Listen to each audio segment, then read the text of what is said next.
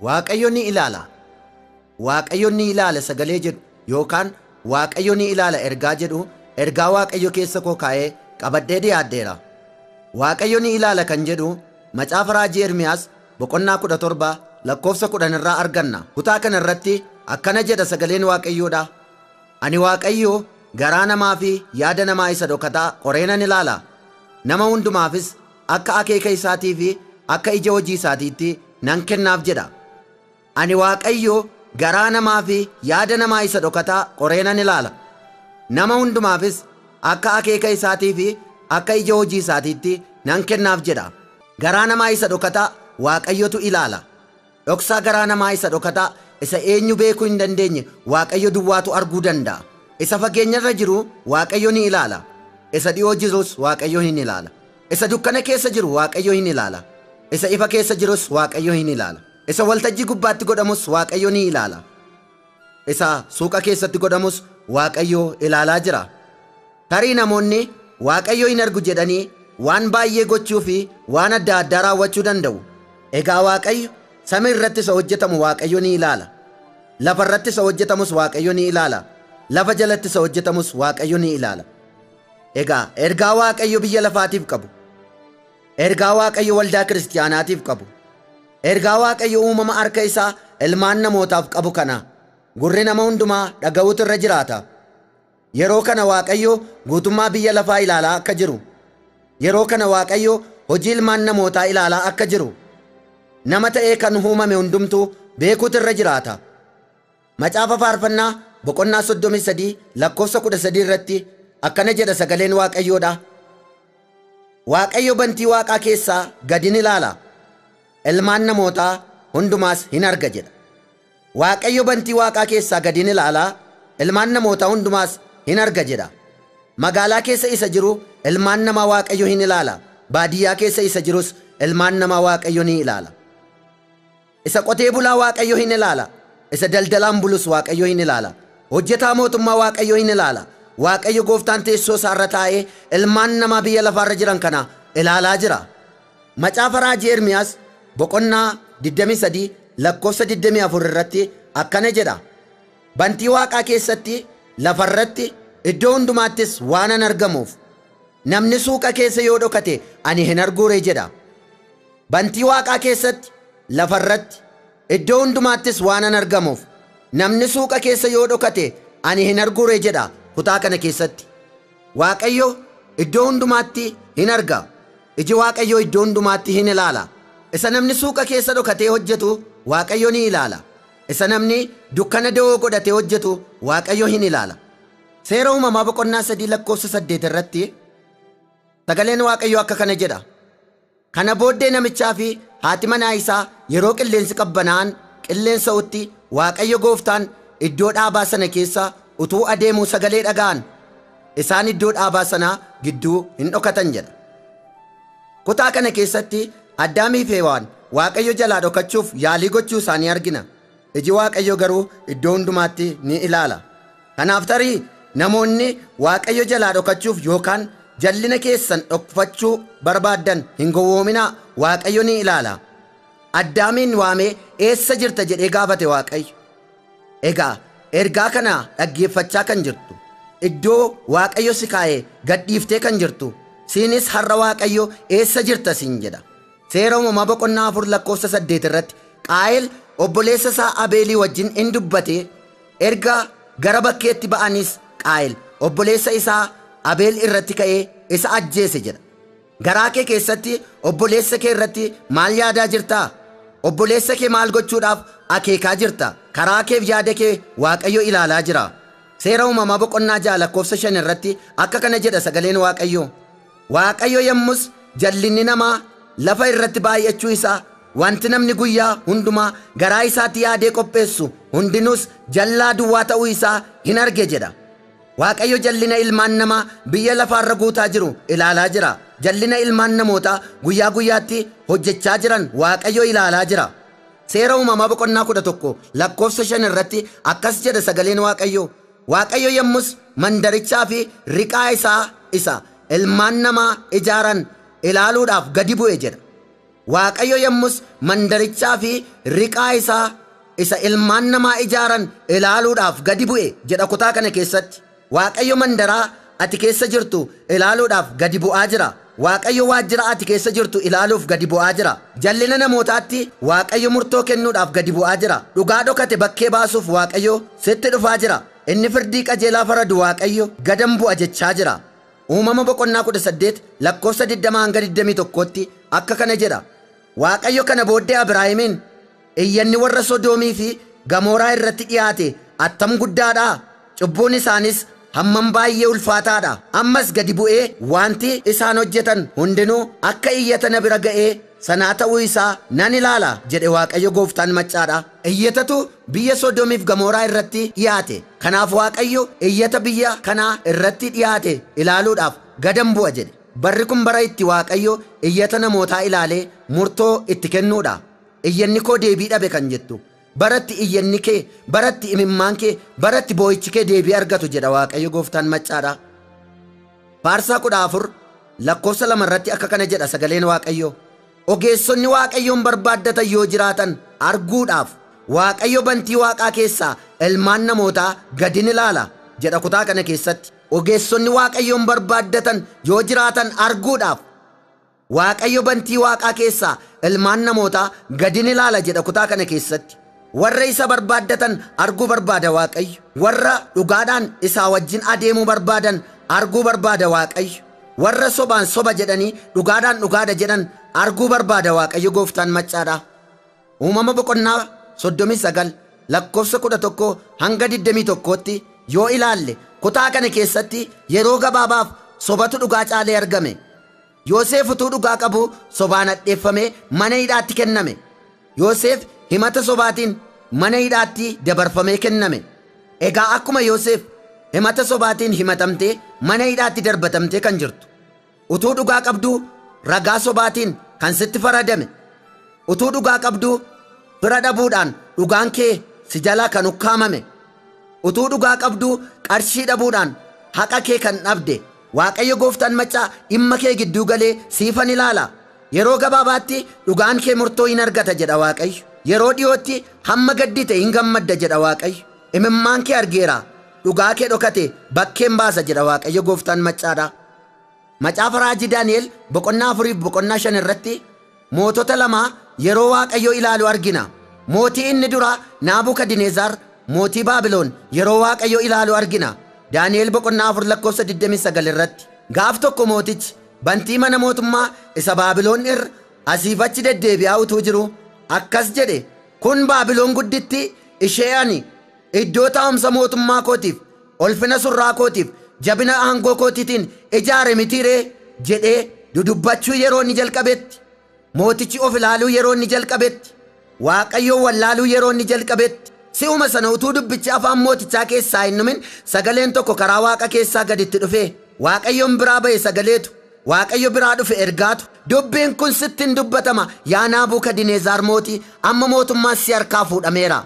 Ati namoota gidduudhaa hin baafamta. Iddoon jireenya kees bineensota bakkee wajjiniin ta'a. Narratti kaate waan ta'eef, narratti of tuulte waan ta'eef jedhe Waaqayyo gooftaan maccaadha. Itti dabalee Waaqayyo akkas jedhe, sammuun isaa sammuu namaarraa geeddaramu, sammuun bineensaas isaaf kennamu, barri 7 isarratti adarbu jedhe Waaqayyo gooftaan maccaadha. Macaafa raajii Daani'el boqonnaa 4 lakkoofsa 16 irratti arganna. Sammuun isaa sammuu namaarraa geeddaramu, sammuun bineensaas isaaf kennamu, barri 7 isarratti adarbu jedhe Waaqayyo. Yommusuma mootichi namoota gidduudhaa hin baafame, akka sangaas marga hin nyaate, rifeensi isaas akka baallee joobiraa hin dheerate, qeensi isaas akka qeensa allaattii hamma ta'utti dhagni isaa fixeensa waaqarraatiin tortore jedha sagaleen Waaqayyoodha.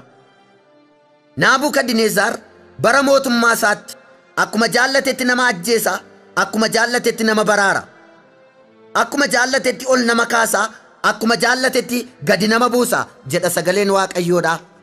Mootii akka kanatti aangoo qabu, mootii akka kanatti aangootti fayyadamee nama miidhaa ture kana yommuu inni garaa isaatti ol of qabee yaada isaattis waan guddaa of se'ee lafa jiru wallaaletti jedha. Yommuu inni garaa isaatti ol of qabee yaada isaattis waan guddaa of se'ee lafa jiru wallaaletti teessoo mootummaa isaarraa hin buufame ulfinni isaas irraa fuudhame jedha. Hin ilaale Waaqayyo mootii kana. Isa inni aangootti fayyadamee nama miidhus hin ilaale Waaqayyo. Hin daawwate Waaqayyo jireenya mootii kanaa. Hojii isaa ilaale Waaqayyo mootii kanaan akkana jedhe. Waggaa 7 bosonatti dabarsita. Waggaa 7 sammuun namaa sirraa fuudhameera. Waggaa 7 sammuu bineensaatu siif kennama. Waggaa 7 bineensota caakkaa wajjin jiraatta. Narratti kaate waan ta'eef, narratti of tuulte waan ta'eef jedhe Waaqayyo gooftaan maccaadha. Kanaaf Waaqayyo hin ilaala. Yaa isa aangoorra jirtu aangootti fayyadamtee maal akkati gochaa jirtu Waaqayyo ilaalaa jira. Barcumaarraaf Waaqayyo siif kenne irra teessee maal akkati gochaa jirtu Waaqayyo ilaalaa jira. Dhugaati aangoo keetti fayyadamtee ukkaamsite gara Waaqayyootti iyyaa jira. Waajjira mootummaa keessaa dhugaatu iddoo dhabee iyyaa jira. Waajjira hafuuraa yookaan waldaa kiristaanaa keessaa dhugaatu iddoo dhabee iyyaa jira. Biyya keessaa dhugaatu iddoo dhabee iyyaa jira. Na dhaggeeffadhaa uumamni lafarra jirtan hundumtinuu dhugaan bakka hundumaatii dhiibamee iddoo dhabee gara Waaqayyootti iyyaa jira. Raajii Isaayyaas boqonnaa 59 lakkoofsa 15 irraa akka kana jedha sagaleen Waaqayyoodha. Dhugaan hin dhiibame namni waan hamaa gorus hin saamama jedhaniidha. Waaqayyo garuu firdii qajeelaan akka dhabame argee hin jibbe jedha kutaa kana keessatti. Dhugaan hin dhiibame namni waan hamaa gorus hin saamama jedhan. Waaqayyo garuu firdii qajeelaan akka dhabame argee hin jibbe jedha. Dhugaa dhiibame ilaalee Waaqayyo gaddaa jira. Firdii qajeelaa dhabameef Waaqayyo gaddaa jira. Mootii inni lammaffaan ilmuma Naabukadneezar mootii Baabilooniidha. Ilmi Naabukadneezar kun Beelshaazaar kan jedhamu. Beelshaazaar kan jedhamu kun itti fufee Waaqayyoon wallaale. Abbaa isaa irraa hin baranne. Waan Waaqayyo abbaa isaa irratti raawwate ilaalee Waaqayyoon hin sodaanne. Waaqayyoon dhiisee waaqayyoolii warqeerraa, waaqayyoolii meetiirraa, waaqayyoolii sibiila diimaarraa, waaqayyoolii mukarraa, waaqayyoolii dhagaarraa tolfaman jajachuu jalqabe jedha sagaleen Waaqayyoodha. Waaqayyoon dhiisee waaqayyoolii warqeerraa, waaqayyoolii meetiirraa, waaqayyoolii sibiila diimaarraa, waaqayyoolii mukarraa, waaqayyoolii dhagaarraa tolfaman jajachuu jalqabe jedha. Si'uma sana Waaqayyo quba isaa ergee girgiddaa mana isaa irratti barreesse. Macaafa raajii Daani'el boqonnaa 5 lakkoofsa 25 irratti arganna. Caafanni barreeffame sunis akka kana jedha. Meene meene teeqel Uufaaris jedha. Meene meene teeqel Uufaaris kan jedhu isaaf barreesse Waaqayyo. Meene meene jechuun lakkaa'ee jechuudha. Kanaaf Waaqayyo bara mootummaa keetii lakkaa'ee akka dhumu godheera. Teeqel jechuun miijanee jechuudha. Kanaaf miijanarra kaa'amtee hirruu taatee argamte. Faares jechuun gargar cabe jechuudha. Kanaaf mootummaan kee gargar cabe warra Meedoonii fi warra Faarisiif kenname jedheen Waaqayyo. Kanaaf mootiin Beelshaazaar jedhamu kun Waaqayyo duratti hojii hamaa hojjete. Hojii Waaqayyoon dheekkamsiisu hojjete. Hojii Waaqayyoon murtoo fudhachiisu hojjete. Quba isa barreeffamicha barreesse sana akkuma argeen na'ee gurraacha'e. Bifti isaas geeddarame. Yaanni isaa irraafame. Harkisaa fi miillisaa hin bushaa'e. Jilbisaas warri kute jedha sagaleen Waaqayyoodha. Innaasise Waaqayyo mootii kana. Halkanuma Waaqayyo caaffata irratti baase sana hin ajjeefame. Mootummaa isaas nama gara biraatu fudhate jedha sagaleen Waaqayyoodha. Mootiin Beelshaazaar jedhamu kun halkanuma Waaqayyo caaffata irratti baase sana hin ajjeefame. Halkanuma sana Waaqayyo murtoo irratti fudhate. Hin ilaale Waaqayyo hojii mootii Beelshaazaar jedhamu kana. Hin miijane Waaqayyo hojii isaa miijanarra kaa'e. Na salphifte waan ta'eef akkasitti ittiin fuftu jedheen Waaqayyo. Ana isa jiruu fi isa jiraatu dhiiftee Waaqa tolfamaaf iddoo laatte jedheen Waaqayyo. Anarra Waaqa tolfamaa jaallatte jedheen Waaqayyo.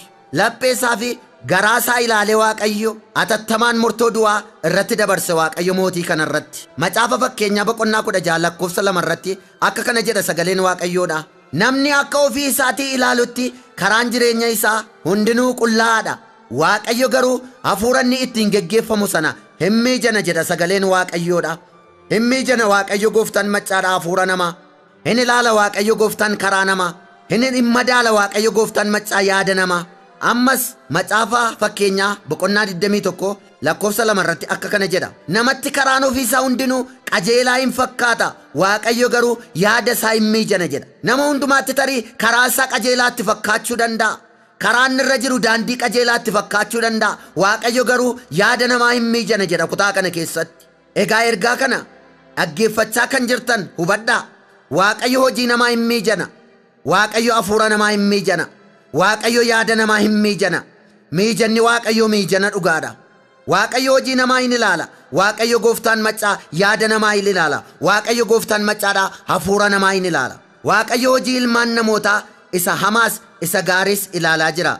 Sadarkaa garagaraarra kan jiru caasaa hojii ilmaan namootaa waaqayyo ilaalaa jira. Har'as bara keenya kanatti waaqayyo warra aangoorra jiran ilaalaa jira. Pirezidaantota waaqayyo ilaalaa jira. Ministeerota waaqayyo ilaalaa jira. Magaalaa xiqqaadhaa hamma magaalaa guddaatti bulchiinsarra warra jiran waaqayyo ilaalaa jira. Na dhaggeeffadhaa warri aangoorra jirtan ergaan isinii qaba. Sammuu isin ittiin biyya bulchitan waaqayyotu isiniif kenne. Dandeettii ittiin geggeessitanis waaqayyotu isiniif kenne.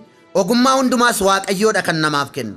Kanaaf uumama harka waaqayyoo sabaaf sablammii hundumaa ija tokkoon ilaalaa. Waaqayyo uumama harkasaa ilmaan namootaa kana akka bulchitaniif aangoo isiniif kenne waaqayyo.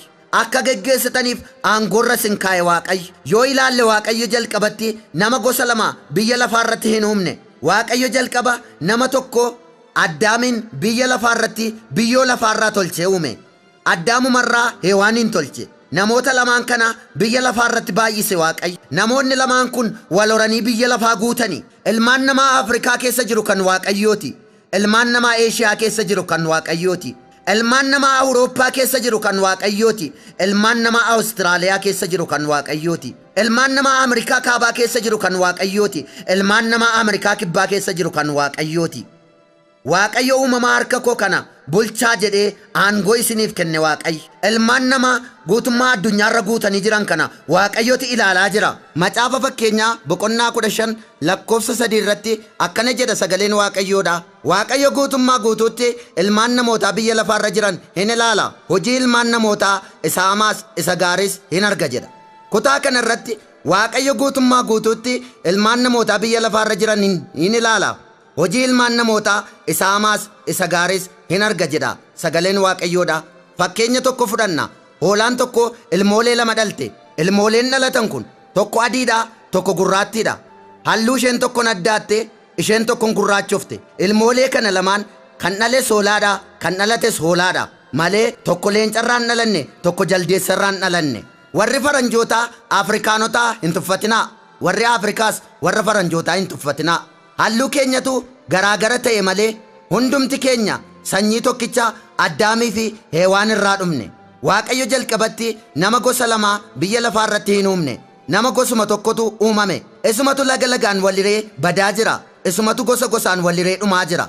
Ijoollee abbaa tokkootu wal balleessaa jira. Ijoollee abbaa tokkootu wal ajjeesaa jira. Kanaaf waldaan kiristiyaanaa iyyaa gara waaqayyootti. Kanaaf waldaan kiristiyaanaa waamaa araara waaqayyoodha. Biyya lafaatiif kan wareegame. Lubbuu isaas kan aarsaa godhe tokko jira. Innis Iyesuus Kiristoosidha. Ergaa Phaawulos gara warra Qolaasaayisitti erge boqonnaa 1 lakkoofsa 20 irratti akka kana jedha sagaleen waaqayyoodha. Waaqayyo waanta hundumaa karaa isaa ofitti araarse. Dhiiga Kiristoos isa fannoo irratti dhangala'eenis lafarratti waaqarrattis nagaa buuse jedha. Waaqayyo waanta hundumaa karaa isaa ofitti araarse. Dhiiga Kiristoos isa fannoo irratti dhangala'eenis lafarratti waaqarrattis nagaa buuse jedha. Waaqayyo waanta hundumaa karaa tokkicha ilma isaa Iyesuus Kiristoosiin ofitti araarse. Dhiiga Kiristoos isa fannoo irratti dhangala'een lafa kana irratti waaqarrattis nagaatu bu'e jedha. Iyesuus Kiristoos dhiiga isaa fannoo irratti dhangalaasee namaaf waaqa walitti araarse. Ilmaan namaa biyya lafaarra jirtan Iyesuus Kiristoositti kan hin amanin jirtan jaarsi jaartiin dargaggeessi dargaggeettiin daa'imman ol adeemtonni na dhaggeeffadhaa. Karaanis dhugaanis jireenyis Iyesuus Kiristoosiin malee hin jiru. Iyesuus Kiristoosiin isa dhiiga isaa fannoo irratti dhangalaase malee namaaf waaqa kan walitti araarsu hin jiru.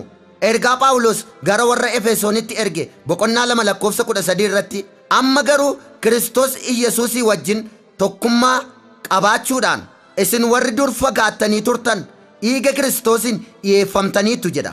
Kutaa kana keessatti isin warri dur waaqayyo irraa fagaattanii turtan. Isin warri dur jireenya bara baraarraa fagaattanii turtan. Amma dhiiga Kiristoosiin waaqayyoo fi jireenya bara baraatti dhiyaattaniitu jedha. Namni gara waaqayyoo fi gara jireenya bara baraatti dhiyaachuu kan danda'u yoo Iyesuus Kiristoosiin amane qofaadha. Yoo Iyesuus Kiristoosiin fayyisaa lubbuu isaatii godhatee fudhate duwwaadha.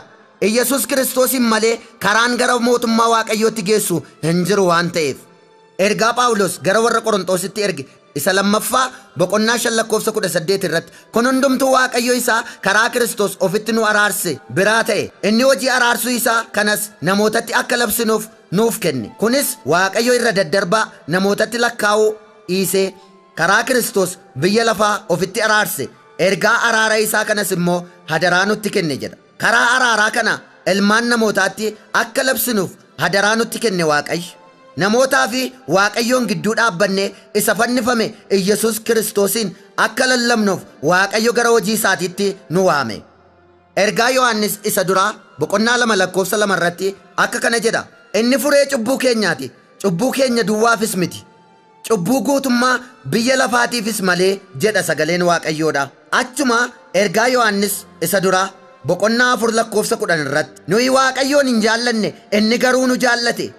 Ilma isaas cubbuu keenyaaf furee haa ta'uuf nuuf erge. Jaalala jechuun isa kana jedha kutaa kana keessatti. Waaqayyotu nu jaallate. Waaqayyotu hojii isaatiif nu filate. Waaqayyotu kennaa garagaraa nuuf kennee maasii isaatti nu bobbaase. Hojii ergamootaa boqonnaa 20:28 irratti akka kana jedha. Of eeggadhaa karra hoolota Waaqayyoo warra hafuurri qulqulluun akka eegdaniif isin dhaabeefis eeggadhaa. Waldaa kiristiyaanaa isa Waaqayyo dhiiga tokkicha ilma isaatiin kan isaa godhate eegaa jedha. Of eeggadhaa karra hoolota Waaqayyoo warra hafuurri qulqulluun akka eegdaniif isin dhaabeefis eeggadhaa. Waldaa kiristiyaanaa isa Waaqayyo dhiiga tokkicha ilma isaatiin kan isaa godhate eegaa jedha sagaleen Waaqayyoodha. Karra hoolota Waaqayyoo akka eennuuf hafuura qulqulluutu nu dhaabe. Waldaa kiristiyaanaa isa Waaqayyo dhiiga tokkicha ilma isaatiin bitate akka eegnuuf Waaqayyotu nu filate. Tokkoffaa Phexros boqonnaa 5:2-4 akka kana jedha. Karra hoolotaa isaa Waaqayyo tikaaf isinitti kenne sana giddiidhaan utuu hin ta'in jaalalaan akka Waaqayyo barbaadutti bu'aa namaa yeellaasisu irraa argachuuf utuu hin ta'in of kennuudhaan eegaa. Hoolota karra sanaaf fakkeenya ta'uudhaan eegaa malee warra tika keessan jala jiran irratti gooftummaa argisiisuudhaan miti. Gaafa hangafni tiksootaa sun mul'atutti isinis immoo gonfoo ulfinaa isaa gaddeebi'aa hin adeemne hin argattu. Wangeela Yohaannis boqonnaa 21:15-17 akka kana jedha. Erga afaan bule baafatanii booddee Yesus Simoon Phexrosiin, Simoon ilma Yohaannis isa warri kun na jaallatan caalaa na jaallattaare jedheen. Inni immoo eeyyee gooftaa akka ani si jaalladhu atuu beekta jedheen. Yesus deebisee ilmoolee koo tiksi jedheen. Si'a lammaffaa Yesus Simoon ilma Yohaannis na jaallattaare jedheen. Yommusis inni eeyyee gooftaa akka ani si jaalladhu atuu hin beekta jedheen. Yesus immoo hoolota koo eegi jedheen. Si'a sadaffaa Yesus Simoon ilma Yohaannis ana jaallattaare jedheen. Phexros immoo waan inni si'a sadaffaa ana jaallattaare ittiin jedheef hin gadde.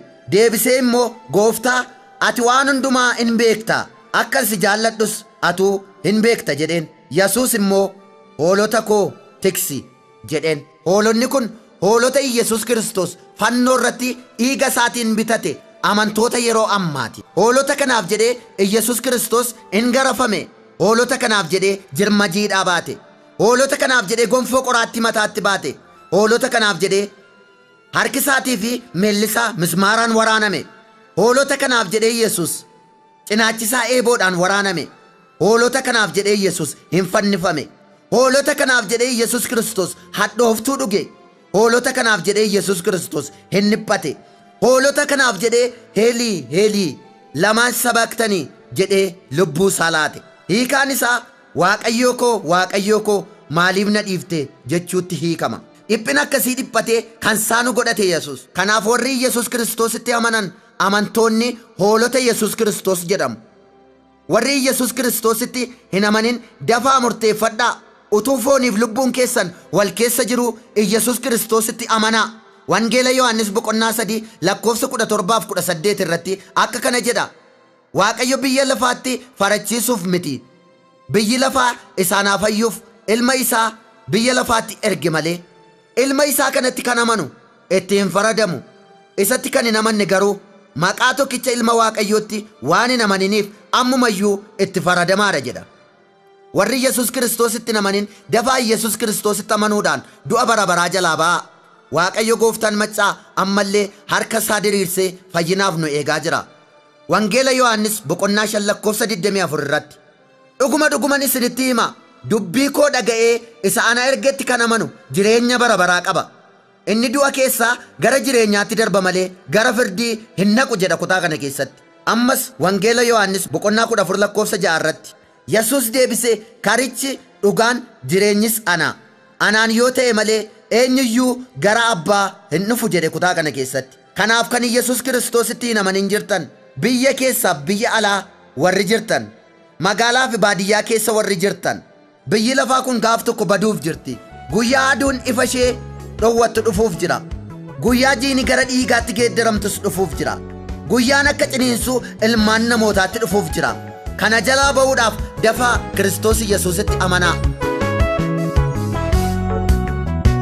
Wayyoo baara keenya an baay'een sodaadhe, dhalootaan booddee baay'ee seetan gadde.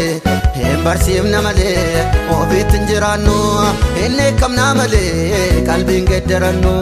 Waaqayyo ilaalee nutti gaddaa jira, jireenyaaf nu waamee nutti gaabbaa jira. Kottaameen deebinaa har'a yeroon jira. Waaqayyo ilaalee nutti gaddaa jira, jireenyaaf nu waamee nutti gaabbaa jira. Kottaameen deebinaa har'a yeroon jira. Wayyoo baara keenya an baay'een sodaadhe, dhalootaan booddee baay'ee seetan gadde. Hin barsiifna malee ofiitti hin jiraannu, hin eekamna malee qalbiin geeddarannu.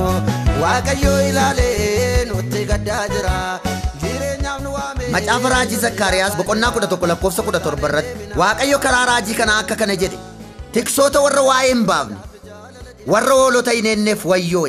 Tiksoota warra waa'ee hin baafne, warra hoolota hin eenneef wayyoo. Billaan harka isaa mirgaa isarraa kutu, ija isaa mirgaas keessaa baasu. Harki isaa raawwatee hagogu, iji isaa mirgaas raawwatee ajaamu jedhe. Billaan harka isaa mirgaa isarraa kutu, ija isaa mirgaas keessaa baasu. Harki isaa raawwatee hagogu, iji isaa mirgaas raawwatee ajaamu jedhe kutaa kana keessatti. Eegdota ta'anii warra hoolota hin eenneef wayyoo. Hoolota Waaqayyoo warra dirree irra facaasaniif wayyoo. Hoolota Waaqayyoo ishee badde warra hin barbaanneef wayyoo. Hoolota Waaqayyoo bineensatti dabarsanii warra kennaniif wayyoo. Warra bu'aa dalgaa argachuuf jedhanii saba kootti dudda gataniif wayyoo jedha Waaqayyo. Warra bu'aa dalgaa argachuuf jedhanii saba koo adda adda hiraniif wayyoo jedha. Warra bu'aa mataa isaaniitiif jedhanii saba koo gidduutti lola kaasaniif wayyoo jedha Waaqayyo. Tiksoota ta'anii warra hoolota hin eenneef wayyoo. Luboota warra isa tuffataniin akkana jedhe Waaqayyo. Ilmi abbaa isaatiif hojjetaanis isa hojjechiifatuuf ulfina hin kenna. Egaa ergan abbaa ta'e ulfinni anaaf ta'u meerree? Ergan isa hojjechiifatu ta'es sodaatamuun anaaf ta'u meerree jedha. Kutaa kana keessatti tiksoonni ulfina anaaf hin laanne, luboonnis nan sodaanne jedhe Waaqayyo. Luboonni nan nageenya jedhe Waaqayyo. Luboonni ulfina anaaf hin laanne jedhe Waaqayyo. Luboonni ofii isaanii caalchisan malee ana hin caalchifanne jedhe Waaqayyo gooftaan maccaadha. Hisqeel boqonnaa 34 lakkoofsa 4-6 akka kana jedha sagaleen Waaqayyo. Isin warra dadhaboota hin jajjabeessine, warra dhukkubsatoota hin fayyifne, warra karaa irraa ce'anii badan barbaaddanii hin deebifne. Isin humnaan gara jabinaanis isaan irratti hin mootan. Isaanis sababii tiksee dhabaniif tamsa'anii bineensota daggalaa hundumaaf nyaata ta'ani. Hoolonni koo tulloota hundumaarra, gaarota ol jedhaa hundumaarraa hin tamsa'ani, irra lafaa hundumaarras hin faca'ani. Namni tokko illee isaan hin ilaalle, isaanis hin barbaanne jedha Waaqayyo gooftaan maccaadha.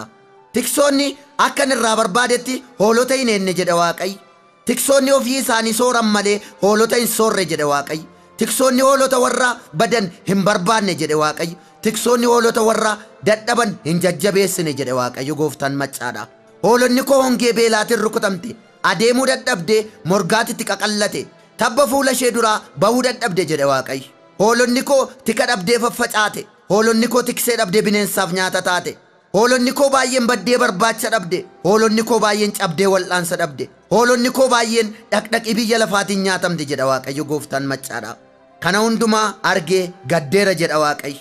Yaa tiksoota dhagaa, Waaqayyo akkana isiniin jedha. Gumaa hoolota koo warra badanii isinirraan barbaada. Dhiiga hoolota kooti ishee bineensi nyaates harka keessan keessaa nan barbaada jedha Waaqayyo Gooftaan Maccaadha. Yaa raajota dubbii Waaqayyoo dhagaa. Warri ani raajiidha ofiin jettan dubbii Waaqayyoo dhagaa. Warri saba Waaqayyootiif raajii himna jettan dubbii Waaqayyoo dhagaa. Daandii maaliirra adeemaa akka jirtan ilaalladhaa. Qilleensa hafuuraa moo miira fooniitiin dubbachaa jirtu ilaalladhaa. Sagalee Waaqayyoo moo sagalee fooniitiin dubbachaa jirtu ilaalladhaa. Waaqayyo baroota duriitii kaasee hamma har'aatti soba dubbatee hin beeku. Macaafa raajii Ermiyaas boqonnaa 23 lakkoofsa 30 hanga 32tti akkana jedha. Kanaafis kunoo ani raajota warra dubbii isa walirraa dhaga'an akka waan anarraa dhaga'anitti dubbatan irratti jedha. Raajota warra wanta ofii isaaniitti dubbatan Waaqayyotu dubbate jedhan irratti. Raajota warra soba abjootanii ittiin raajii dubbatanii saba koo karaarraa kaachisan irratti nan ka'a jedha Waaqayyo Gooftaan Maccaadha. Dhagaa raajota sobduu irratti nan ka'a jedha Waaqayyo Gooftaan Maccaadha. Warra saba koo karaarraa kaachisan irratti nan ka'a jedha Waaqayyo Gooftaan Maccaadha.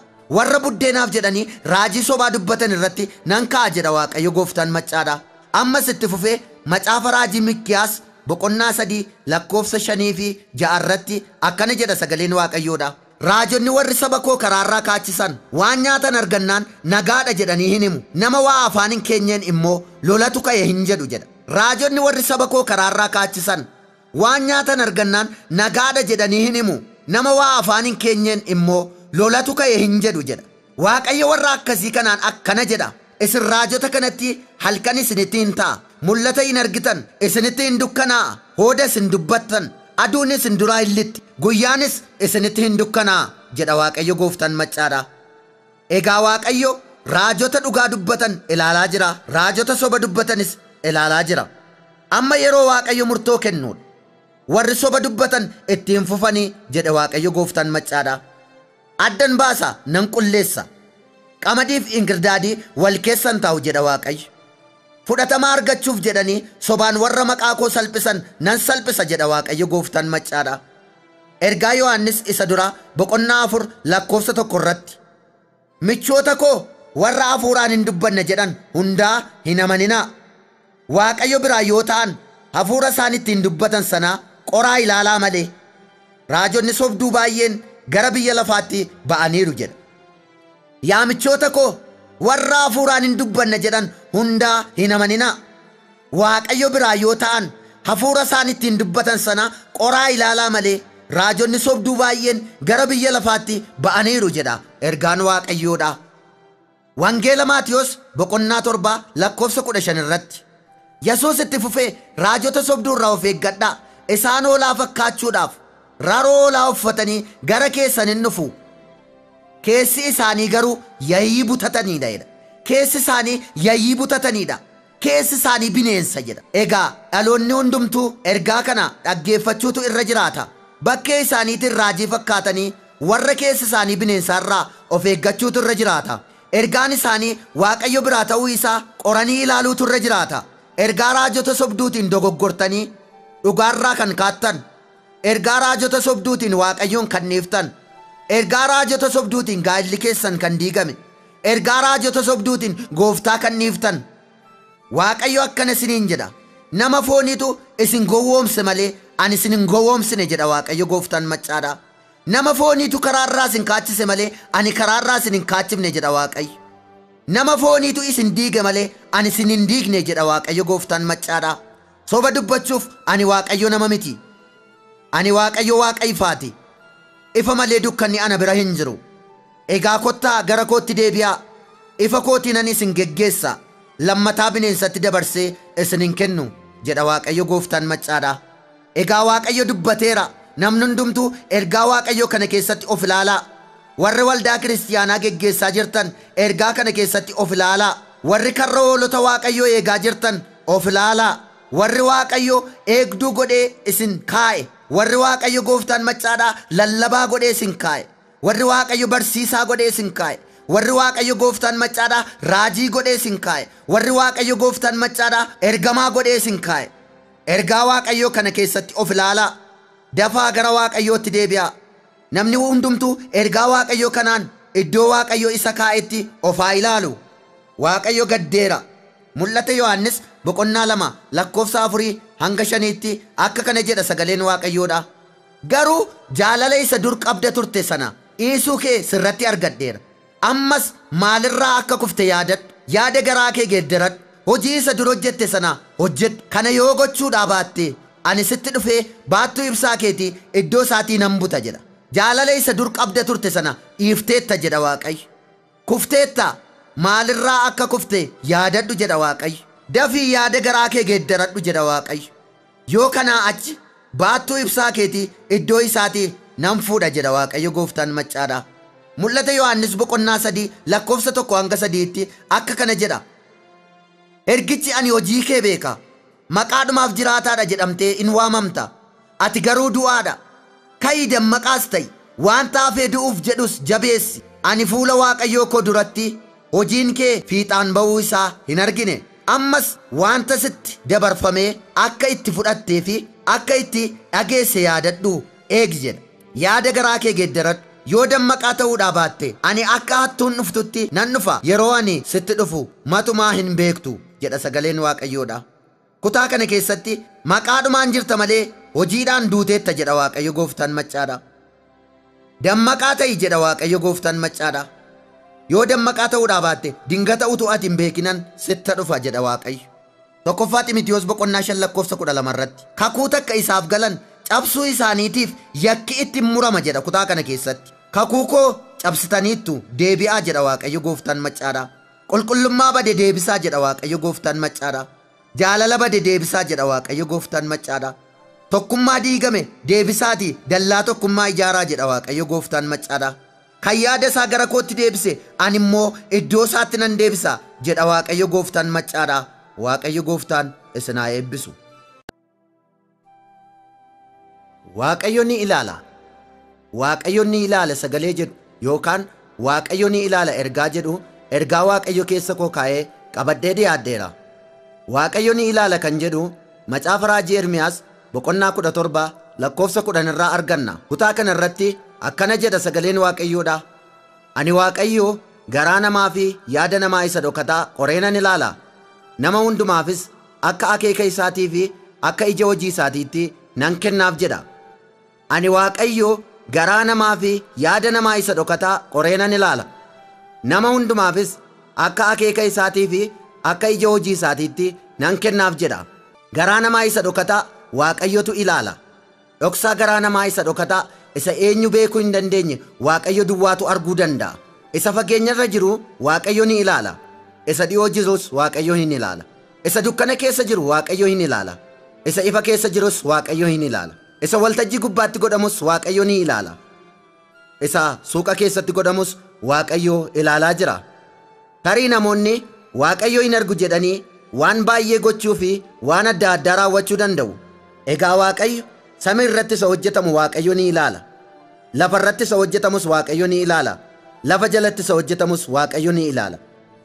Egaa ergaa Waaqayyo biyya lafaatiif qabu. Ergaa Waaqayyo waldaa kiristaanaatiif qabu. Ergaa Waaqayyo uumama harka isaa ilmaan namootaaf qabu kana gurri nama hundumaa dhaga'uutu irra jiraata. Yeroo kana Waaqayyo guutummaa biyya lafaa ilaalaa akka jiru. Yeroo kana Waaqayyo hojii ilmaan namootaa ilaalaa akka jiru. Nama ta'ee kan uumame hundumtuu beekuutu irra jiraata. Macaafa faarfannaa boqonnaa 33 lakkoofsa 13 irratti akkana jedha sagaleen Waaqayyoodha. Waaqayyo bantii Waaqaa keessaa gadi ni ilaala. Ilmaan namootaa hundumaas hin arga jedha. Waaqayyo bantii Waaqaa keessaa gadi ni ilaala. Ilmaan namootaa hundumaas hin arga jedha. Magaalaa keessa isa jiru ilmaan namaa Waaqayyo hin ilaala. Baadiyyaa keessa isa jirus ilmaan namaa Waaqayyo ni ilaala. Isa qotee bulaa Waaqayyo hin ilaala. Isa daldalaan bulus Waaqayyo hin ilaala. Hojjetaa mootummaa Waaqayyo hin ilaala. Waaqayyo gooftaan teessoo isaa irra taa'ee ilmaan namaa biyya lafaarra jiran kana ilaalaa jira. Macaafa raajii Ermiyaas boqonnaa 23 lakkoofsa 24 irratti akkana jedha.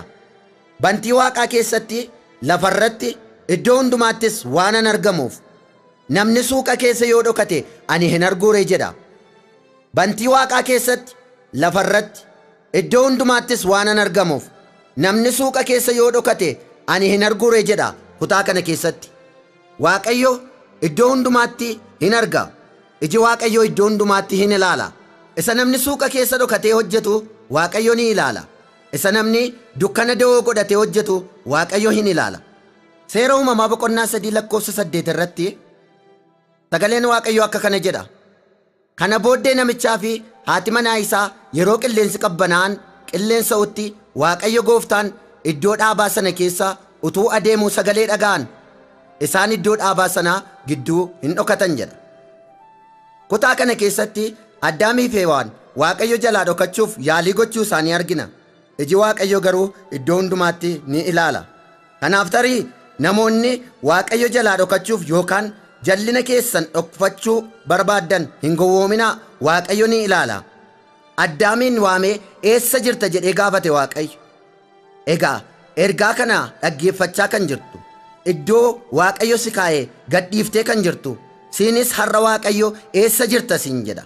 Seera uumamaa boqonnaa 4 lakkoofsa 8 irratti Qaayel obboleessa isaa Abeelii wajjin in dubbate. Erga gara bakkeetti ba'anis Qaayel obboleessa isaa Abeel irratti ka'ee isa ajjeese jedha. Garaa kee keessatti obboleessa kee irratti maal yaadaa jirtaa? Obboleessa kee maal gochuudhaaf akeekaa jirta? Karaa keef yaada kee Waaqayyo ilaalaa jira. Seera uumamaa boqonnaa 6 lakkoofsa 5 irratti akka kana jedha sagaleen Waaqayyo. Waaqayyo yommus jallinni namaa lafa irratti baay'achuu isaa, wanti namni guyyaa hundumaa garaa isaatti yaadee qopheessu hundinuus jallaa duwwaa ta'uu isaa hin arge jedha. Waaqayyo jallina ilmaan namaa biyya lafaarra guutaa jiru ilaalaa jira. Jallina ilmaan namootaa guyyaa guyyaatti hojjechaa jiran Waaqayyo ilaalaa jira. Seera uumamaa boqonnaa 11 lakkoofsa 5 irratti akkas jedha sagaleen Waaqayyo. Waaqayyo yommus mandarichaa fi riqaa isaa ilmaan namaa ijaaran ilaaluudhaaf gadi bu'e jedha. Waaqayyo yommus mandarichaa fi riqaa isa ilmaan namaa ijaaran ilaaluudhaaf gadi bu'e jedha kutaa kana keessatti. Waaqayyo mandaraa ati keessa jirtu ilaaluudhaaf gadi bu'aa jira. Waaqayyo waajjira ati keessa jirtu ilaaluuf gadi bu'aa jira. Jallina namootaatti Waaqayyo murtoo kennuudhaaf gadi bu'aa jira. Dhugaa dhokate bakkee baasuuf Waaqayyo sitti dhufaa jira. Inni firdii qajeelaa faradu Waaqayyo gadan bu'a jechaa jira. Uumama boqonnaa 18 lakkoofsa 20-21tti akka kana jedha. Waaqayyo kana booddee Abrahaamiin, iyyanni warra Sodoomii fi Gamooraa irratti dhiyaate attam guddaadha. Cubbuun isaanis hammam baay'ee ulfaataadha. Ammas gadi bu'ee wanti isaan hojjetan hundinuu akka iyyata na bira ga'ee sanaa ta'uu isaa nan ilaala jedhe Waaqayyo gooftaan maccaadha. Iyyatatu biyya Sodoomiif Gamooraa irratti dhiyaate. Kanaaf Waaqayyo iyyata biyya kanaa irratti dhiyaate ilaaluudhaaf gadan bu'a jedhe. Barri kun bara itti Waaqayyo iyyata namootaa ilaalee murtoo itti kennuudha. Iyyanni koo deebii dhabe kan jettu, baratti iyyanni kee, baratti imimmaan kee, baratti boo'ichi kee deebii argatu jedha Waaqayyo gooftaan maccaadha. Faarsaa 14 lakkoofsa 2 irratti akka kana jedha sagaleen Waaqayyo. Ogeessonni Waaqayyoon barbaaddatan yoo jiraatan arguudhaaf Waaqayyo bantii Waaqaa keessaa ilmaan namootaa gadi ni ilaala jedha kutaa kana keessatti. Ogeessonni Waaqayyoon barbaaddatan yoo jiraatan arguudhaaf Waaqayyo bantii Waaqaa keessaa ilmaan namootaa gadi ni ilaala jedha kutaa kana keessatti. Warra isa barbaaddatan arguu barbaada Waaqayyo. Warra dhugaadhaan isaa wajjin adeemuu barbaadan arguu barbaada Waaqayyo. Warra sobaan soba jedhanii dhugaadhaan dhugaadha jedhan arguu barbaada Waaqayyo gooftaan maccaadha. Uumama boqonnaa 39 lakkoofsa 11-21tti yoo ilaalle kutaa kana keessatti yeroo gabaabaaf sobatu dhugaa caalee argame. Yoosef utuu dhugaa qabu sobaan hadheeffamee mana hidhaatti kenname. Yoosef himata sobaatiin mana hidhaatti dabarfamee kenname. Egaa akkuma Yoosef himata sobaatiin himatamtee mana hidhaatti darbatamtee kan jirtu, utuu dhugaa qabduu ragaa sobaatiin kan sitti faradame, utuu dhugaa qabduu fira dhabuudhaan dhugaan kee si jalaa kan ukkaamame, utuu dhugaa qabduu qarshii dhabuudhaan haqa kee kan dhabde, Waaqayyo gooftaan maccaa dhimma kee gidduu galee siifan ilaala. Yeroo gabaabaatti dhugaan kee murtoo hin argata jedha Waaqayyo. Yeroo dhiyootti hamma gaddite hin gammadda jedha Waaqayyo. Imimmaan kee argeera, dhugaa kee dhokate bakkeen baasa jedha Waaqayyo gooftaan maccaadha. Macaafa raajii Daani'el boqonnaa 4 fi boqonnaa 5 irratti mootota lama yeroo Waaqayyo ilaalu argina. Mootii inni dura Naabukadneezar mootii Baabiloon yeroo Waaqayyo ilaalu argina. Daani'el boqonnaa 4 lakkoofsa 29 irratti. Gaaf tokko mootichi bantii mana mootummaa isa Baabiloon irra asiif achi deddeebi'aa utuu jiru akkas jedhe, kun Baabiloon gudditti ishee ani iddoo taa'umsa mootummaa kootiif, ulfina surraa kootiif, jabina aangoo kootiitiin ijaare mitiiree jedhee dudubbachuu yeroo inni jalqabetti, mootichi of ilaaluu yeroo inni jalqabetti, Waaqayyoon wallaaluu yeroo inni jalqabetti, si'uma sana utuu dubbichi afaan mootichaa keessaa hin dhumin sagaleen tokko karaa Waaqa keessaa gaditti dhufe. Waaqayyoon biraa ba'e sagaleetu, Waaqayyo biraa dhufe ergaatu, dubbiin kun sittin dubbatama yaa Naabukadnezar mootii, amma mootummaan si harkaa fuudhameera. Ati namoota gidduudhaa hin baafamta. Iddoon jireenya keessa bineensota bakkee wajjiniin ta'a. Narratti kaate waan ta'eef, narratti of tuulte waan ta'eef jedhe Waaqayyo gooftaan maccaadha.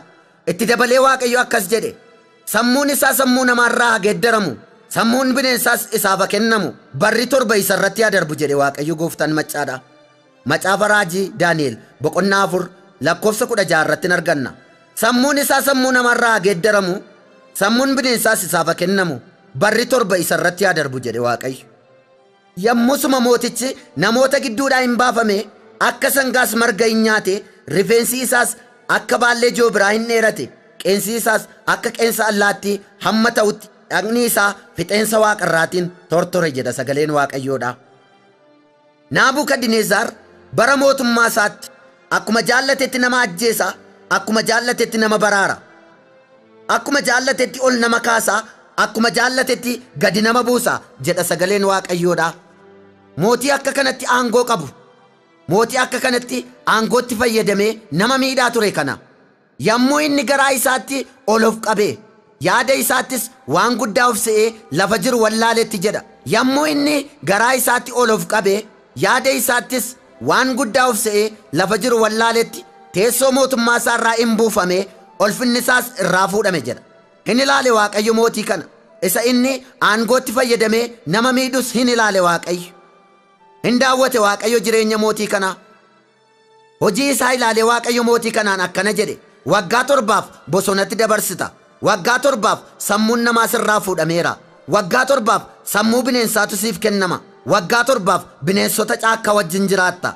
Narratti kaate waan ta'eef, narratti of tuulte waan ta'eef jedhe Waaqayyo gooftaan maccaadha. Kanaaf Waaqayyo in ilaala. Yaa isa aangoorra jirtu aangootti fayyadamtee maal akkati gochaa jirtu Waaqayyo ilaalaa jira.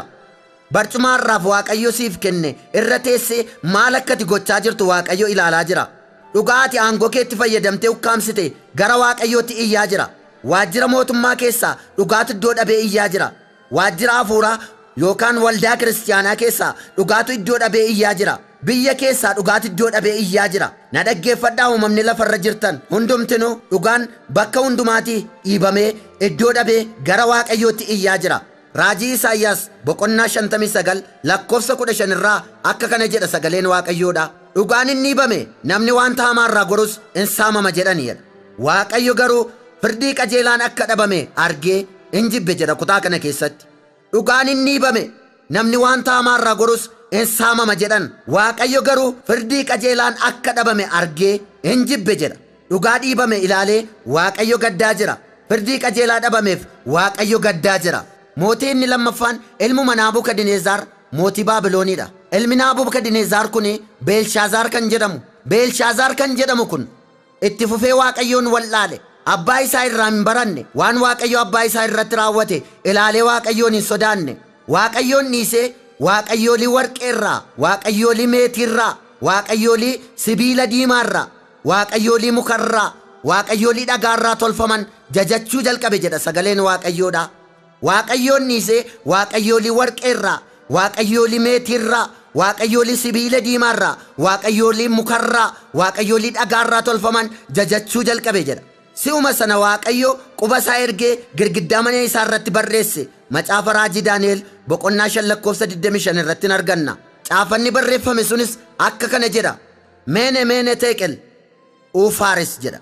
Meene meene teeqel Uufaaris kan jedhu isaaf barreesse Waaqayyo. Meene meene jechuun lakkaa'ee jechuudha. Kanaaf Waaqayyo bara mootummaa keetii lakkaa'ee akka dhumu godheera. Teeqel jechuun miijanee jechuudha.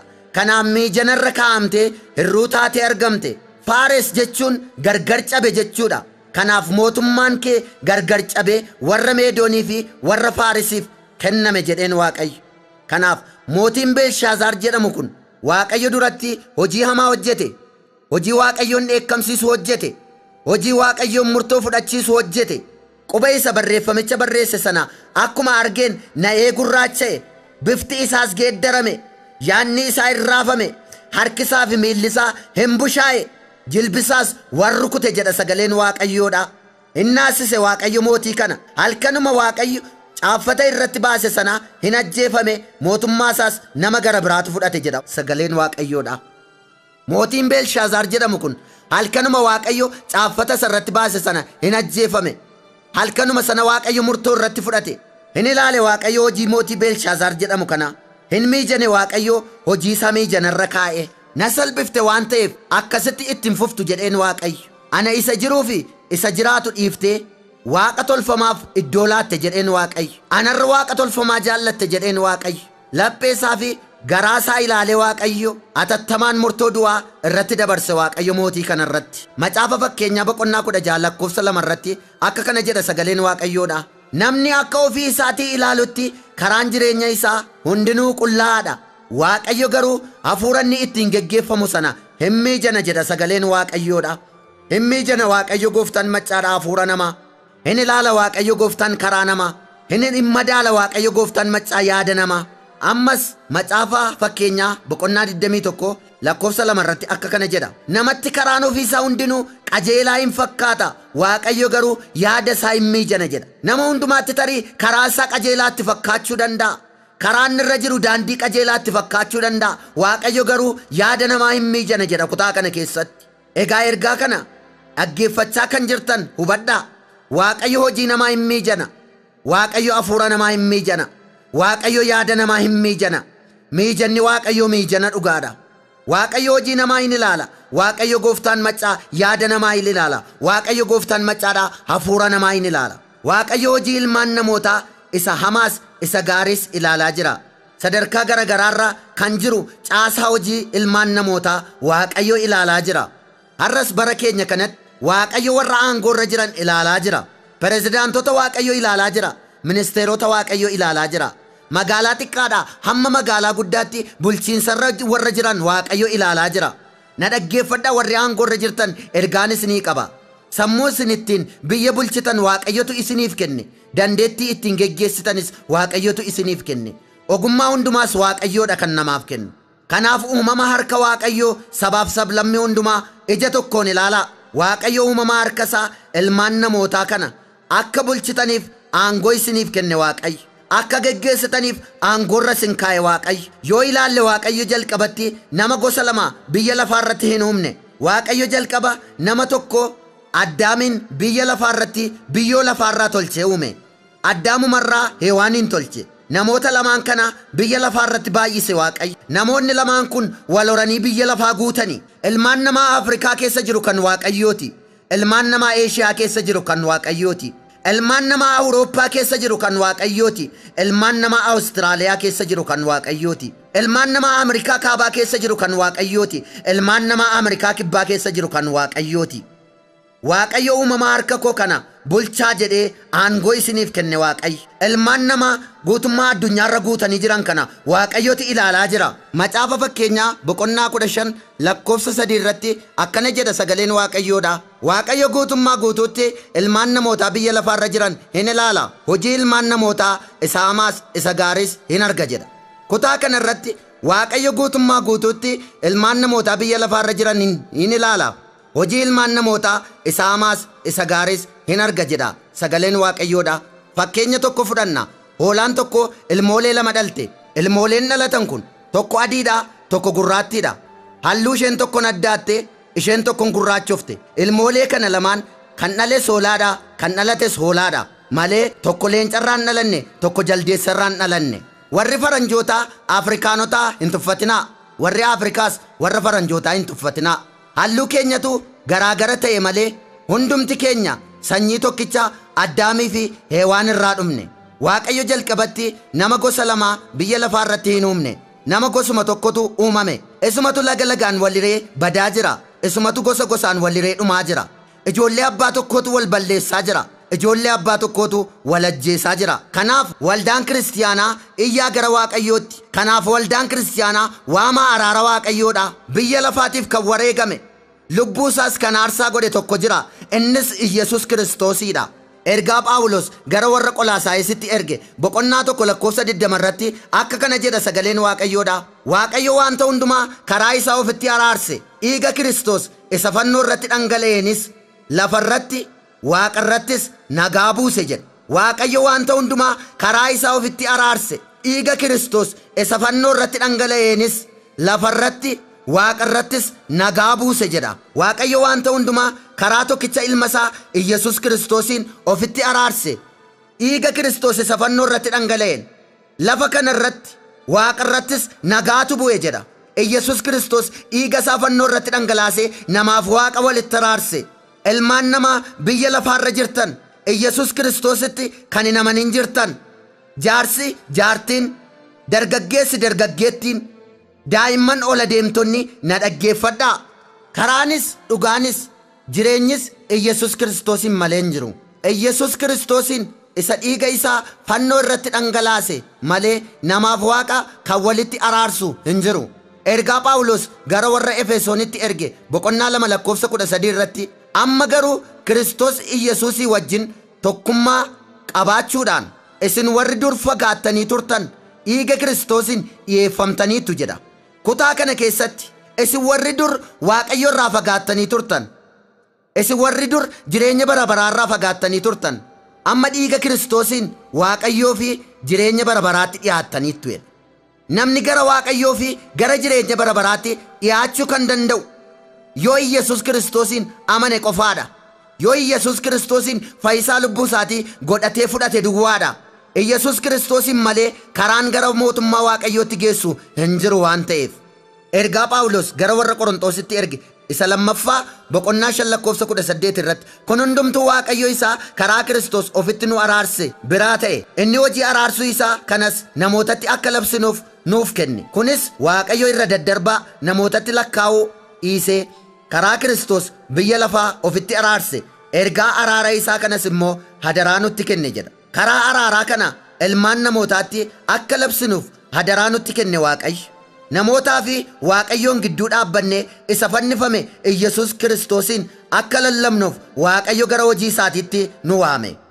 Ergaa Yohaannis isa duraa boqonnaa 2:2 irratti akka kana jedha. Inni furee cubbuu keenyaati. Cubbuu keenya duwwaafis miti. Cubbuu guutummaa biyya lafaatiifis malee jedha sagaleen Waaqayyoodha. Achuma ergaa Yohaannis isa duraa boqonnaa 4:10 irratti nuyi Waaqayyoon hin jaallanne inni garuu nu jaallate. Ilma isaas cubbuu keenyaaf furee haa ta'uuf nuuf erge. Jaalala jechuun isa kana jedha kutaa kana keessatti. Waaqayyotu nu jaallate. Waaqayyotu hojii isaatiif nu filate. Waaqayyotu kennaa garagaraa nuuf kennee maasii isaatti nu bobbaase. Hojii ergamootaa boqonnaa 20:28 irratti akka kana jedha. Of eeggadhaa karra hoolota Waaqayyoo warra Hafuurri Qulqulluun akka eegdaniif isin dhaabeefis eeggadhaa. Waldaa kiristiyaanaa isa Waaqayyo dhiiga tokkicha ilma isaatiin kan isaa godhate eegaa jedha. Of eeggadhaa karra hoolota Waaqayyoo warra Hafuurri Qulqulluun akka eegdaniif isin dhaabeefis eeggadhaa. Waldaa kiristiyaanaa isa Waaqayyo dhiiga tokkicha ilma isaatiin kan isaa godhate eegaa jedha sagaleen Waaqayyoodha. Karra hoolota Waaqayyoo akka eennuuf Hafuura Qulqulluutu nu dhaabe. Waldaa kiristiyaanaa isa Waaqayyo dhiiga tokkicha ilma isaatiin bitate akka eegnuuf Waaqayyotu nu filate. Tokkoffaa Phexros boqonnaa 5:2-4 akka kana jedha.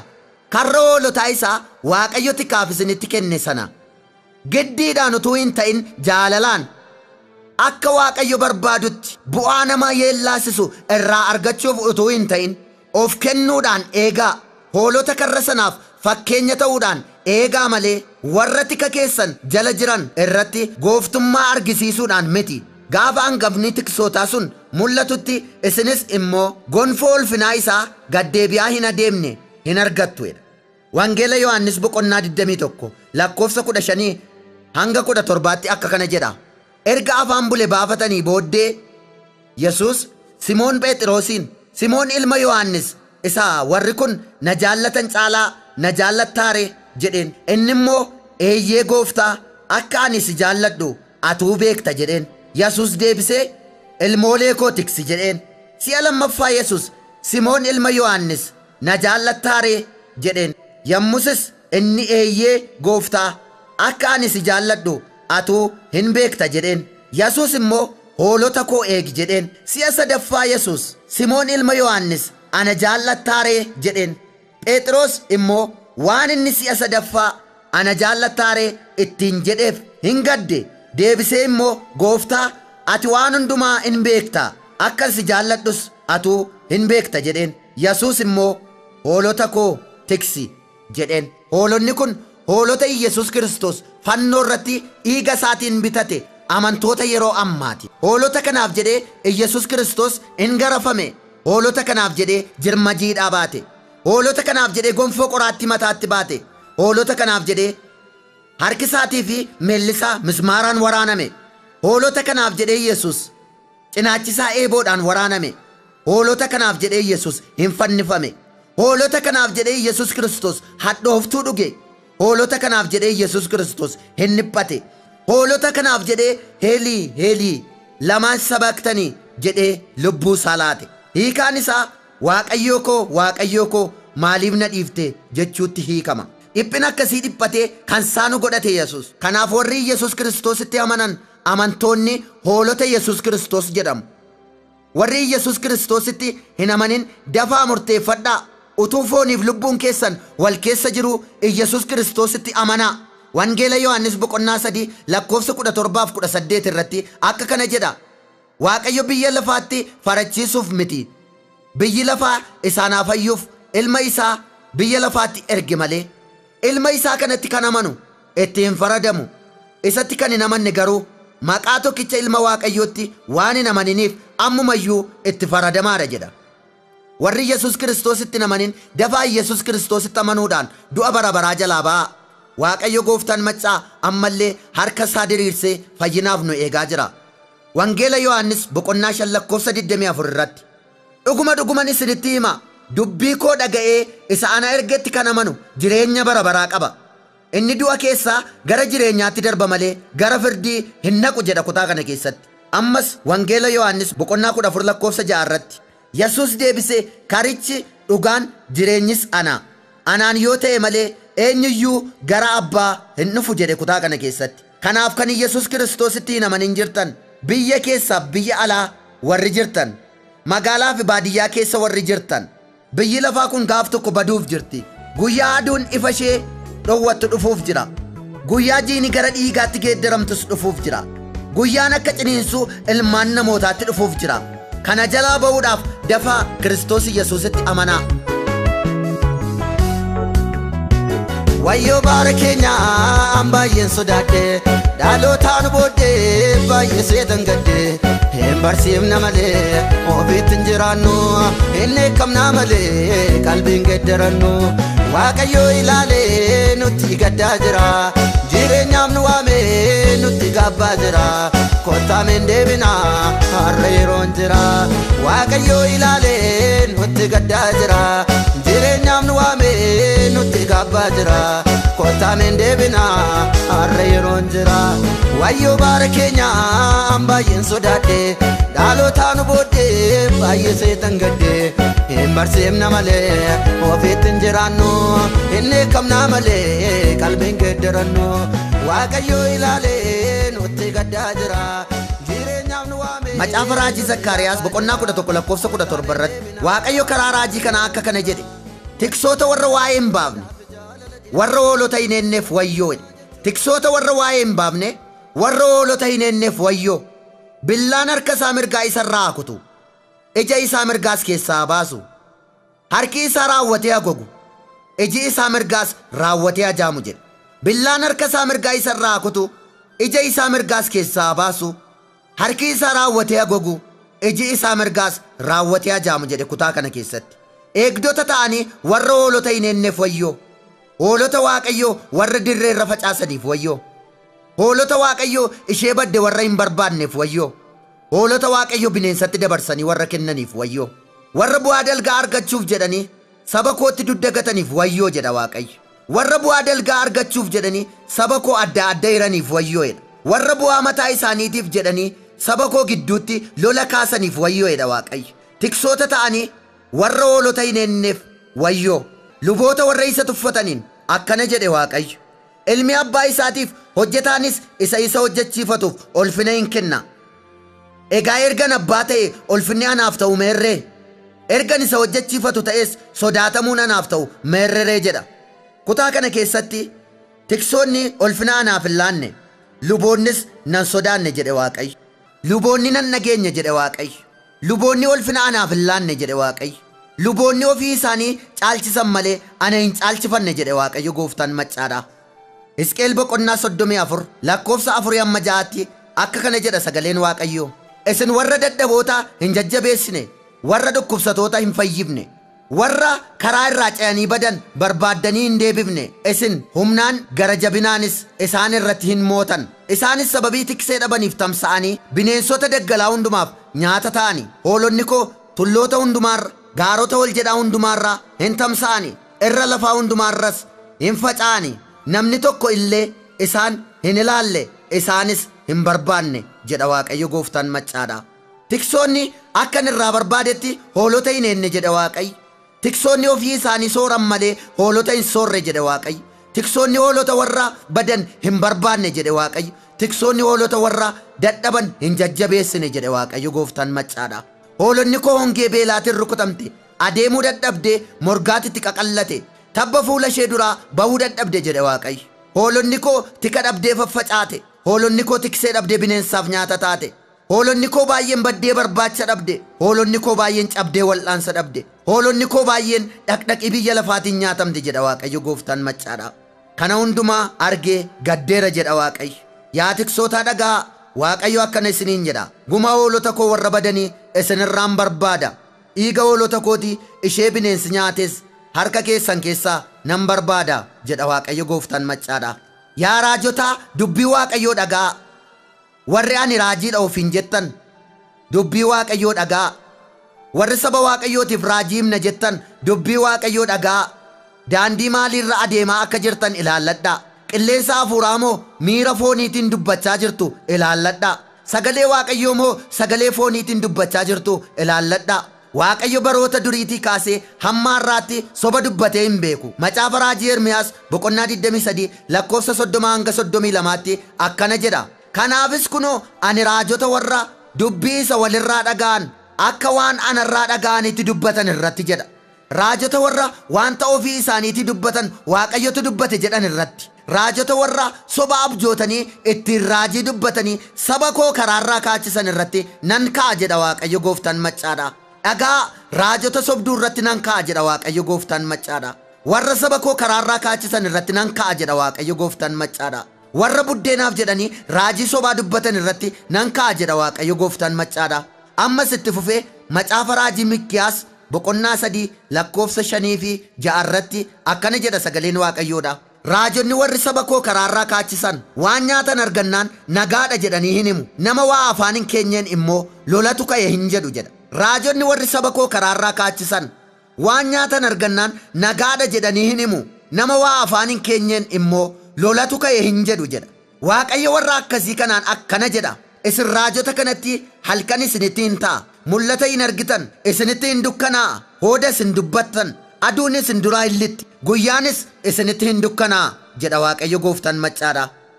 Egaa waaqayyo raajota dhugaa dubbatan ilaalaa jira, raajota soba dubbatanis ilaalaa jira. Amma yeroo waaqayyo murtoo kennuudha. Warri soba dubbatan ittiin fufanii jedha waaqayyo gooftaan maccaadha. Addan baasa nan qulleessa. Qamadiif ingirdaadii wal keessan taa'u jedha waaqayyo. Fudhatama argachuuf jedhanii sobaan warra maqaa koo salphisan nan salphisa jedha waaqayyo gooftaan maccaadha. Ergaa Yohaannis isa dura boqonnaa 4 lakkoofsa 1 irratti. Michoota koo warra hafuuraan hin dubbanne jedhan hundaa hin amaninaa. Waaqayyo biraa yoo ta'an hafuura isaan ittiin dubbatan sanaa qoraa ilaalaa malee. Raajonni sobduu baay'een gara biyya lafaatti ba'aniiru jedha. Yaa michoota koo warra hafuuraan hin dubbanne jedhan hundaa hin amanina. Waaqayyo biraa yoo ta'an hafuura isaan ittiin dubbatan sana qoraa ilaalaa malee raajonni sobduu baay'een gara biyya lafaatti ba'aniiru jedha ergaan Waaqayyoodha. Wangeela Maatiyos boqonnaa 7 lakkoofsa 15 irratti Yesuus itti fufee raajota sobduu irraa of eeggadhaa, isaan hoolaa fakkaachuudhaaf raroo hoolaa uffatanii gara keessan hin dhufu, keessi isaanii garuu yayyii butataniidha jedha. Keessi isaanii yayyii butataniidha, keessi isaanii bineensa jedha. Egaa dhaloonni hundumtuu ergaa kana dhaggeeffachuutu irra jiraata. Bakkee isaaniitiin raajii fakkaatanii warra keessi isaanii bineensaarraa of eeggachuutu irra jiraata. Ergaan isaanii Waaqayyo biraa ta'uu isaa qoranii ilaaluutu irra jiraata. Ergaa raajota sobduutiin dogoggortanii dhugaarraa kan kaattan, ergaa raajota sobduutiin Waaqayyoon kan dhiiftan, ergaa raajota sobduutiin gaa'illi keessan kan diigame, ergaa raajota sobduutiin gooftaa kan dhiiftan. Waaqayyo akkana isiniin jedha, nama fooniitu isin gowwoomse malee ani isin hin gowwoomsine jedha Waaqayyo gooftaan maccaadha. Nama fooniitu karaarraa isin kaachise malee ani karaarraa isin hin kaachifne jedha Waaqayyo. Nama fooniitu isin diige malee ani isin hin diigne jedha Waaqayyo gooftaan maccaadha. Soba dubbachuuf ani Waaqayyo nama miti. Ani Waaqayyo Waaqa ifaati. Ifa malee dukkanni ana bira hin jiru. Egaa kottaa gara kootti deebi'aa. Ifa kootiin isin geggeessa. Lammataa bineensatti dabarsee isin hin kennu jedha Waaqayyo gooftaan maccaadha. Egaa Waaqayyo dubbateera. Namni hundumtuu ergaa Waaqayyo kana keessatti of ilaalaa. Warri waldaa kiristiyaanaa geggeessaa jirtan ergaa kana keessatti of ilaalaa. Warri karra hoolota Waaqayyo eegaa jirtan of ilaalaa. Warri Waaqayyo eegduu godhee isin kaa'e, warri Waaqayyo gooftaan maccaadhaa lallabaa godhee isin kaa'e, warri Waaqayyo barsiisaa godhee isin kaa'e, warri Waaqayyo gooftaan maccaadhaa raajii godhee isin kaa'e, warri Waaqayyo gooftaan maccaadhaa ergamaa godhee isin kaa'e. Ergaa Waaqayyo kana keessatti of ilaalaa. Dafaa gara Waaqayyootti deebi'aa. Namni hundumtuu ergaa Waaqayyo kanaan iddoo Waaqayyo isa kaa'etti of haa ilaalu. Waaqayyo gaddeera. Mul'ata Yohaannis boqonnaa 2 lakkoofsa 4 hanga 5tti akka kana jedha sagaleen Waaqayyoodha. Garuu jaalala isa dur qabda turte sana dhiisuu kee sirratti argadheera. Ammas maalirraa akka kufte yaadadhu. Yaada garaa kee geeddaradhu. Hojii isa dur hojjette sana hojjedhu. Kana yoo gochuudhaa baatte ani sitti dhufee baattuu ibsaa keetii iddoo isaatii nan buta jedha. Jaalala isa dur qabda turte sana dhiifteetta jedha Waaqayyo. Kufteetta. Maalirraa akka kufte yaadadhu jedha Waaqayyo. Dafii yaada garaa kee geeddaradhu jedha Waaqayyo. Yoo kanaa achi baattuu ibsaa keetii iddoo isaatii nan fuudha jedha Waaqayyo gooftaan maccaadha. Mul'ata Yohaannis boqonnaa 3 lakkoofsa 1 hanga 3tti akka kana jedha. Ergichi ani hojii kee beeka. Maqaadhumaaf jiraataadha jedhamtee in waamamta. Ati garuu du'aadha. Ka'ii dammaqaas ta'i. Waan taafee du'uuf jedhus jabeessi. Ani fuula Waaqayyoo koo duratti hojiin kee fiixaan ba'uu isaa hin argine. Ammas wanta sitti dabarfamee akka itti fudhattee fi akka itti dhageesse yaadadhu eegi jedha.